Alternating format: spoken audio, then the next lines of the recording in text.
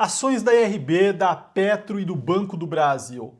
3 ações em forte queda durante o início dessa semana e o que está acontecendo, o que mudou nessas 3 empresas. Essa é a análise que eu vou fazer no vídeo de hoje, pessoal. Mas antes de começar, dá um like. Se você não é inscrito, inscreva-se, ative as notificações e comentem. Vocês investem em alguma dessas 3 ações, IRB, Petro e Banco do Brasil? Eu vou sortear um squeeze do canal e um livro, Os Accionas de Zurich. Para participar, basta comentar. O resultado está no meu Instagram na próxima terça-feira, 9h30 da noite, nos stories. Então aproveite para me seguir lá também. E vamos lá, pessoal. Hoje eu vou falar sobre 3 ações, 3 cases, né? As ações do Banco do Brasil, da IRB e da Petro que iniciaram a semana em forte queda e quais são os pontos, né, fundamentais aqui que estão impactando o preço dessas ações, o que mudou, né? O que de fato aqui aconteceu para ter um movimento tão forte de queda. Bom, vamos lá, né? Eu vou começar aqui pela Petro, tá? E olhando no gráfico dela aqui, nos últimos 30 dias, a gente viu aqui que na sexta-feira ela fechou acima dos R$37, né? Hoje aqui na casa dos 33, caindo nesse momento aqui 11%, uma forte queda, né? Principalmente devido à segunda-feira. Quando a gente pega um gráfico, né, num espaço de tempo um pouco maior, a gente vê aqui nos últimos 5 anos uma relativa alta da Petro, né? Uma melhora.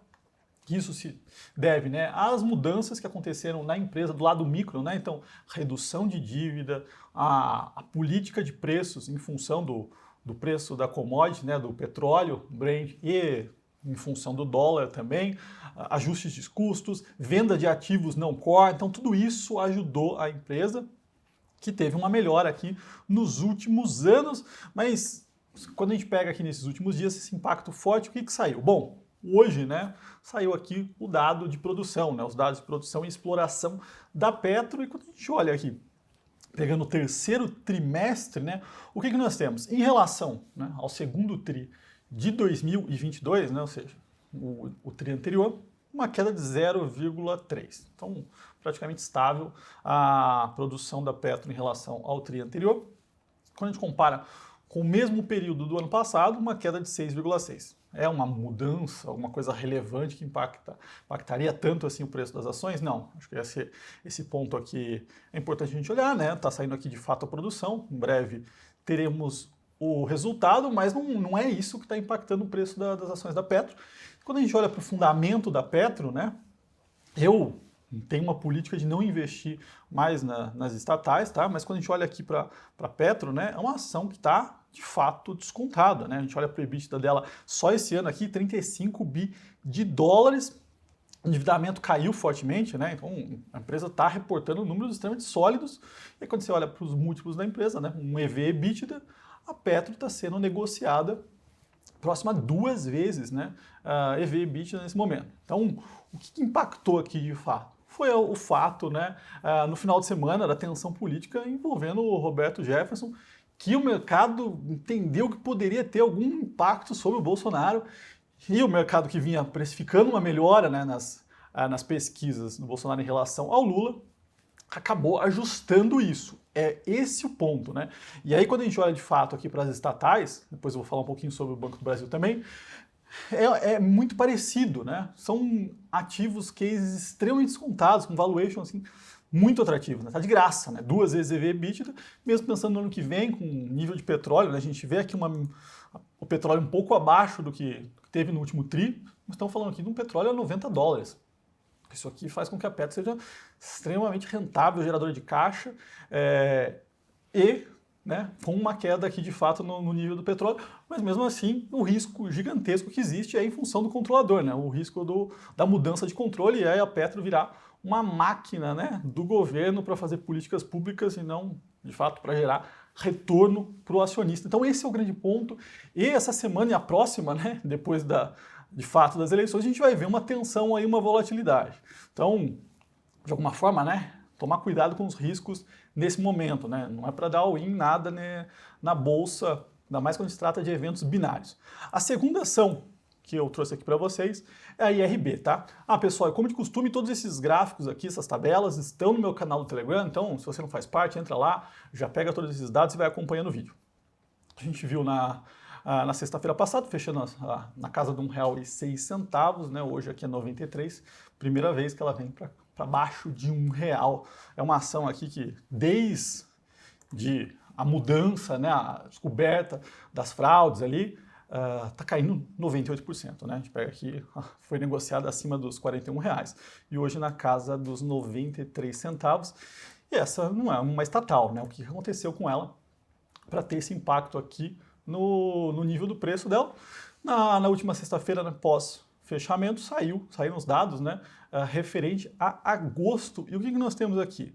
A IRB reportou, né, um prejuízo nesse resultado líquido, né, entre aspas, um prejuízo, em agosto de R$164 milhões. Se a gente compara, né, com um lucro de 84 milhões em agosto de 2021.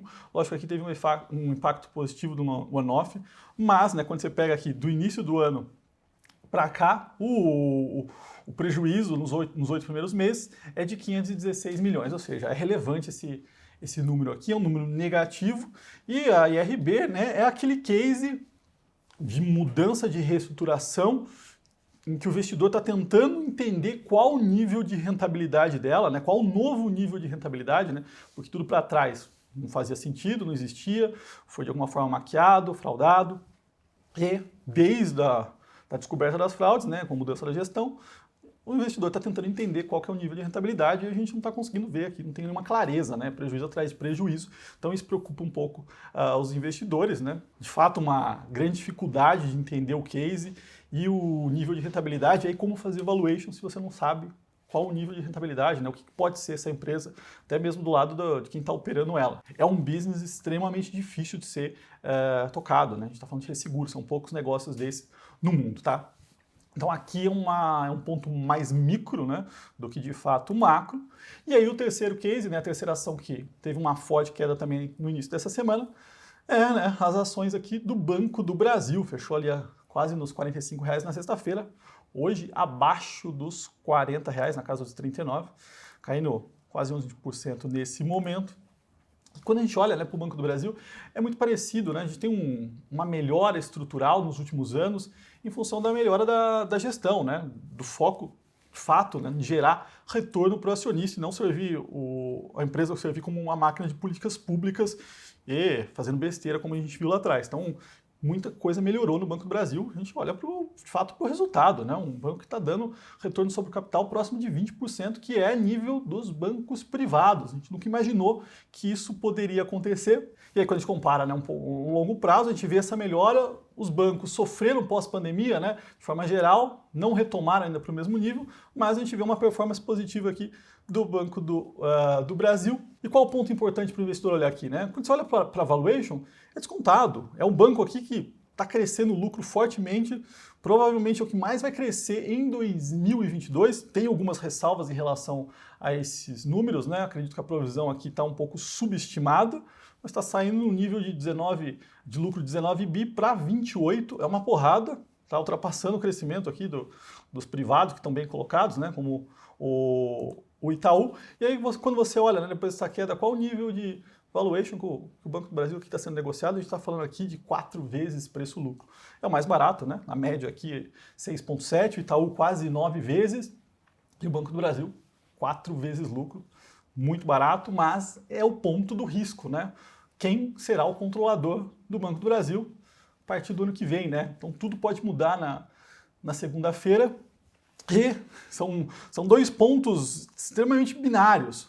De um lado, a gente tem o Lula que pode utilizar o Banco do Brasil, a Petro e outras estatais como ferramenta de política pública. E aí, deteriorar esses números aqui, em busca de fazer agrados para a população. Se a gente continua com o governo Bolsonaro, essa política aqui de foco, de fato, em gerar valor para o acionista continua e provavelmente a gente pode ter privatização desses ativos. Então, é o case que na segunda a gente vai ver ou caindo 10 ou subindo 10, né? Por isso que eu falo que tem que tomar cuidado, tem que estar muito bem ajustado. Quem tem esse tipo de ativo na carteira tem que entender muito bem o risco aí e colocar ele de uma forma correta, tá certo, pessoal? Então, são esses 3 cases que eu queria trazer aqui para vocês.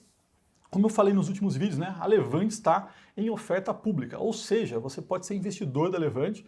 Estamos fazendo essa oferta através de uma plataforma de investimentos alternativos, que é a Blocks. Eu vou deixar o link aqui embaixo para quem quiser saber um pouquinho mais sobre a oferta, né? Tá tudo no site da Blocks. Bom, pessoal, e se você gostou do vídeo, dá um like, se inscreva no canal e até o próximo.